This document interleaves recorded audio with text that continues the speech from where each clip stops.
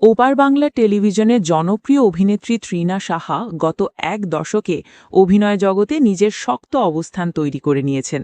তার সাবলীল অভিনয় এবং পর্দায় উপস্থিতি দর্শকদের মুগ্ধ করে। তবে পেশাগত জীবনে আকাশচুম্বী সাফল্য পেলেও ব্যক্তিগত জীবনে বাবা মায়ের মন জয় করতে এখনও কিছুটা লড়াই চালিয়ে যাচ্ছেন এই অভিনেত্রী। সম্প্রতি এক সাক্ষাৎকারে নিজের ব্যক্তিগত জীবনের এই অজানা অভিজ্ঞতার কথা ভাগ করে নিয়েছেন তৃণা। তিনি জানান, অভিনয় আসার কোনো পরিকল্পনাই তার ছিল না। তার পরিবারের কেউ কোনোদিন বিনোদন জগতের সঙ্গে যুক্ত ছিলেন না।